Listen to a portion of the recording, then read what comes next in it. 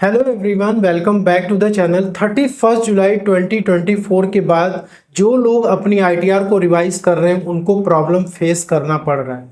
अब दोस्तों, आपको अपनी आईटीआर रिवाइज क्यों करनी पड़ती है, इसके पीछे दो कारण होते हैं। सबसे पहला कि आपकी आईटीआर डिफेक्टिव हो चुकी है और आपको सेक्शन 139(9) की नोटिस आ चुकी है। दूसरा ये है कि आईटीआर फाइल करते समय आपसे कोई मिस्टेक हो गई थी जिसको कि आपने बाद में आइडेंटिफाई किया और आप उसको करेक्ट करना चाहते हैं, इसलिए आईटीआर को आप रिवाइज कर रहे हैं। इन दोनों ही केसेस में जो लोग अपनी आईटीआर को रिवाइज कर रहे हैं उनको प्रॉब्लम फेस करना पड़ रहा है। किस प्रकार की प्रॉब्लम है ये? तो प्रॉब्लम दोस्तों लोगों को रिफंड की आ रही है।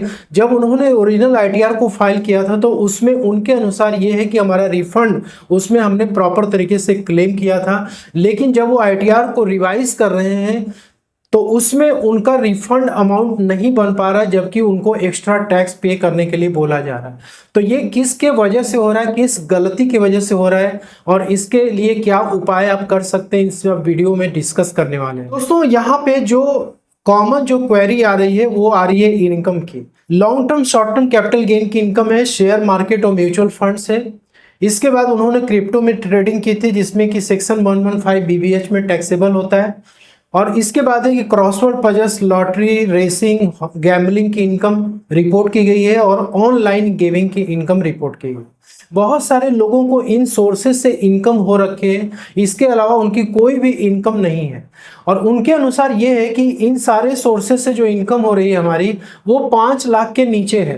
तो ऐसे केस में हमें रिबेट मिलना चाहिए 87A में, और जो कि हमने ओरिजिनल आईटीआर जब फाइल की थी तो उसमें हमें प्रॉपर रिबेट मिल रहा था इन सारे इनकम के ऊपर।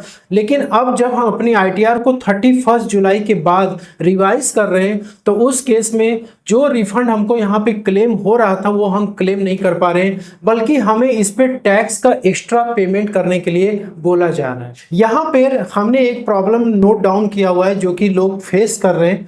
अभी जो है असेसमेंट ईयर 24 और 25 में जो हमारी आईटीआर है वो डिफॉल्ट जो है न्यू टैक्स रेजिम में हमें फाइल करने को मिल रही है। अब ऐसे केस में 31 जुलाई 2024 तक जो हमारी आईटीआर फाइल हो रही थी उसमें हमको ओल्ड रेजिम और न्यू रेजिम दोनों ही मिल रहा था, लेकिन 31 जुलाई के बाद जो आईटीआर हमें फाइल करने को मिल रही है वो न्यू रेजिम में फाइल करने को मिल रही है। अब यहाँ पे ध्यान देने की बात यह है कि 31 जुलाई के पहले आपने अपनी ओरिजिनल आईटीआर किस रेजिम में फाइल की थी? क्या आपने अपनी आईटीआर को न्यू रेजिम में फाइल की थी? यदि आपने ओरिजिनल आईटीआर को न्यू रेजिम में फाइल की थी तो क्या 31 जुलाई के बाद हम अपनी आईटीआर को जब हम रिवाइज कर रहे हैं तो क्या उसको ओल्ड रेजिम में हम रिवाइज कर सकते हैं?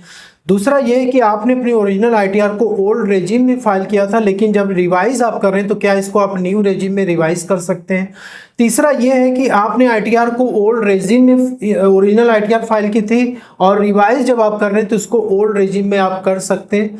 दोस्तों, इसका बहुत बड़ा इम्पैक्ट है। अभी जैसे मैं आपको एक चीज़ दिखाना चाहूँगा यहाँ पर, तो दोस्तों यहाँ पे आप देख सकते हैं स्क्रीन पे एक आईटीआर यहाँ पे फाइल की गई है। असेसमेंट ईयर 24 और 25 ओरिजिनल आईटीआर फाइल की गई है और आईटीआर की जो टाइप है वो आईटीआर 2 है।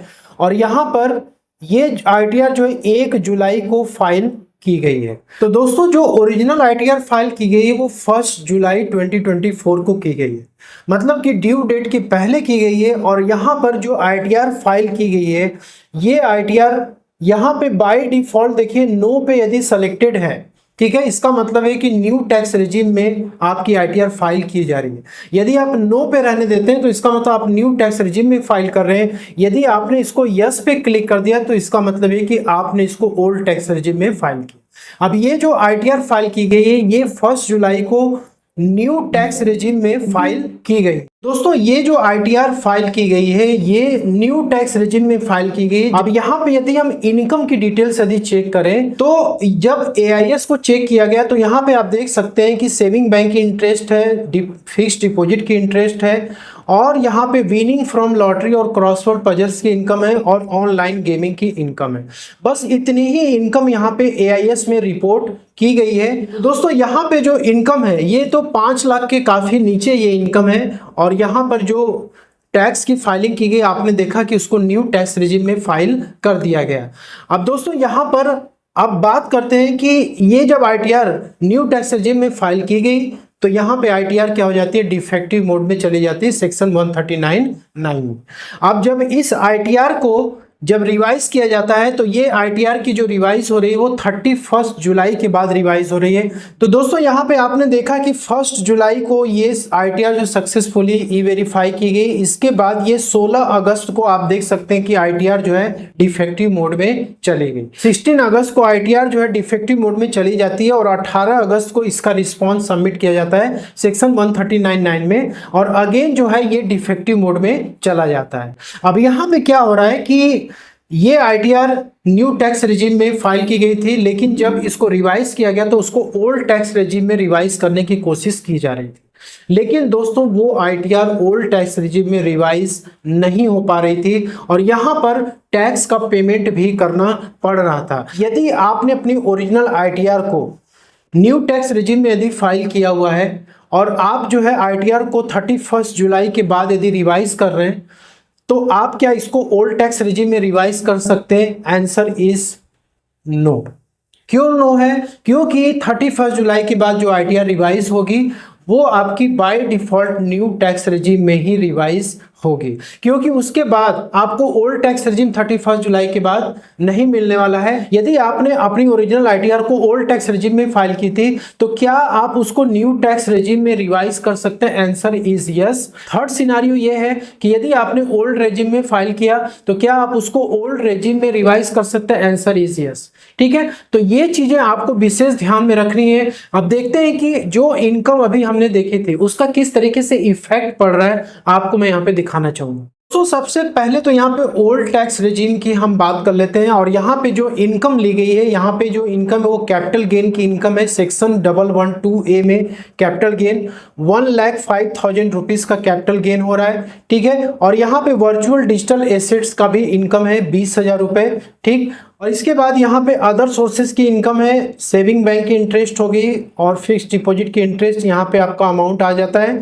और इसके बाद यहाँ पे income from special rates as per schedule 22,123, total यहाँ पे इनकम आ गया 2,09,000। यहाँ पर आप देख सकते हैं कि जो ग्रॉस टोटल इनकम आ रही है वो 2,09,703 है, जिसमें कि यहाँ पे 3 स्पेशल रेट की इनकम है जो कि अभी हम शेड्यूल में ये चेक करेंगे। यहाँ पे हम आके देख लेते हैं। तो स्पेशल रेट में आप यहाँ पे देख सकते हैं कि एक तो है यहाँ पे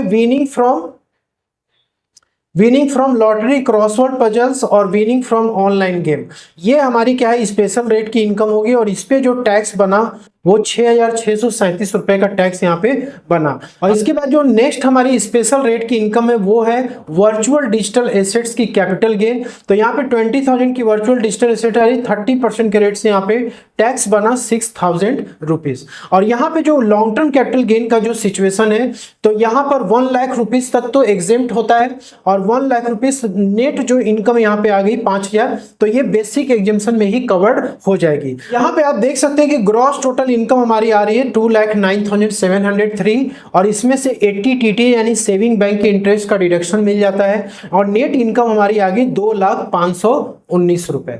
अब 2,05,19 रुपए हमारी ये इनकम आ गई। अब इस पे लोगों का ये कमेंट है कि सर हमारी ये जो टोटल इनकम आ रही है 5 लाख के अंडर में है तो हमें पूरा यहाँ पे रिबेट मिलना चाहिए। तो दोस्तों ये ओल्ड टैक्स रेजिम का कैलकुलेशन है जो कि हम यहाँ पे अभी देखेंगे। तो यहाँ पे जो टैक्स हमारा बन रहा है ये 0 बन रहा है। क्यों बन रहा है? क्योंकि यहाँ पे 12,637 रुपए जो है ये स्पेशल रेट वाली इनकम का टैक्स आ गया। अब इसमें 87A का जो रिबेट है दोस्तों वो क्या है 12,500 रुपए मिल गया। और नेट इनकम यहाँ पे नेट जो टैक्स आ रहा है वो 137 रुपए आ रही है। और यहाँ पे ये टीडीएस का अमाउंट है जो कि टीडीएस पहले से डिडक्ट किया गया है, तो 142 रुपए का ही केवल यहाँ पे टैक्स हमें पे करना है और नेट जो हमारा ये रिफंड का अमाउंट हमारा बन रहा है। तो ओल्ड टैक्स रेजिम में ये रिफंड हमारा 31 जुलाई के पहले जो लोग आईटीआर अपनी फाइल कर रहे थे, जिनको की इन सोर्सेज से इनकम थी, virtual digital assets, online gaming, crossword puzzles या फिर लॉन्ग टर्म और short term capital gain, mutual fund, share market से, तो ओल्ड टैक्स रेजिम में जब वो फाइल कर रहे थे तो उनको प्रॉपर तरीके से 87A की रिबेट मिल जा रही थी और उनका जो टीडीएस था वो रिफंड वहां पे क्लेम हो जाता था। अब इसके बाद यहाँ पे न्यू टैक्स रेजिम का भी कैलकुलेशन देख लेते हैं, क्योंकि जब आईटीआर इनके डिफेक्टिव मोड में गई, जब उसको रिवाइज किया जा रहा था तो उस टाइम पे ओल्ड टैक्स रेजिम में वो रिवाइज नहीं हो रहा था, बार बार एरर आ जा रहा था। और यहाँ पे आप देख सकते हैं कि आईटीआर हमारी न्यू टैक्स रेजिम में प्रॉपर तरीके से, ठीक है, ये प्रिपेयर की जा रही है न्यू। यहाँ पे आप देख सकते हैं जो इनकम हमारी आ रही है 2,09,703 रुपए इनकम, जो ओल्ड रेजिम में आई थी और न्यू में भी वही है। तो यहाँ पे आप देख सकते हैं कि ये हमारी जो इनकम आई थी, नेट इनकम 2,09,703, और इस पे जो टैक्स हमारा स्पेशल रेट वाला था वो 12,637 रुपए हो रहा था। इसके बाद यहाँ पर आपको 87A का कोई भी रिबेट यहाँ पे देखने को नहीं मिल रहा। तो दोस्तों 31 जुलाई 2024 के बाद जो भी आईटीआर आप रिवाइज कर रहे हैं न्यू टैक्स रेजिम में, या फिर आप पहले भी रिवाइज कर रहे थे, पहले भी आप न्यू टैक्स रेजिम में फाइल करते थे, तो जो स्पेशल रेट वाली इनकम आपकी है उस पे कोई भी 87A का रिबेट आपको नहीं मिलेगा, क्योंकि 5 जुलाई के बाद ये नियम चेंज हो चुका था। तो यहाँ पे देख सकते हैं 12,637 रुपए का आपका ये टोटल टैक्स आया, और हेल्थ एजुकेशन से टोटल यहाँ पे टैक्स आ रहा है 13,142, और यहाँ पे तो टीडीएस पहले से कटा था वो कटा था 6,000, और जो रिमेनिंग यहाँ पे दोस्तों अमाउंट आ रहा है, ये जो आ रहा है ये अमाउंट पे करना पड़ रहा है। तो पर्सन को यहाँ पे 6,510 रुपए का एक्स्ट्रा टैक्स जो है पे करना पड़ रहा है। इसके पीछे देखिए यही सबसे बड़ी गलती क्या हुई है लोगों से, कि जिन्होंने जब ओरिजिनल आईटीआर को फाइल करा तो वहां पे उन लोगों ने प्रॉपर तरीके से कैलकुलेशन नहीं किया और न्यू टैक्स रेजिम में उसको फाइल कर दिया। बाद में जब वो रिवाइज करने लगे तो उन्हें ऐसा लगा कि हम रिवाइज कर देंगे ओल्ड रेजिम में और हम टीडीएस ज्यादा क्लेम कर लेंगे। लेकिन दोस्तों आप यहाँ पे देख सकते हैं कि यहाँ पे जो टीडीएस है वो लैप्स हो रहा है इन इनकम के केसेस में, क्योंकि आपकी इनकम भले ही यहाँ पे 2,09,000 है, 5 लाख के नीचे है भले ही इनकम आपकी, या 7 लाख के नीचे न्यू टैक्स रेजिम के लिए, लेकिन फिर भी आपको टैक्स का पेमेंट यहाँ पे करना पड़ा, क्योंकि आपकी इनकम ऑनलाइन गेमिंग से हो रही है, क्रॉसवर्ड पजल से हो रही है, लॉटरी, और इसके बाद long term and short term capital के म्यूचुअल फंड, शेयर मार्केट। तो दोस्तों ये जो पूरा सिस्टम है, अब इसके वजह से क्या हो रहा है कि लोगों को यहाँ पे जो रिफंड है इनका ये लैप्स हो रहा है। तो आपको पहले अपनी आईटीआर, ओरिजिनल आईटीआर को चेक करके कि वो किस में फाइल की गई, उसके अनुसार ही आपको अपनी आईटीआर को रिवाइज करनी है। तो होप कि वीडियो में दी गई जानकारी आपको पसंद आई। मिलते हैं नेक्स्ट वीडियो, तब तक के लिए जय हिंद, जय भारत।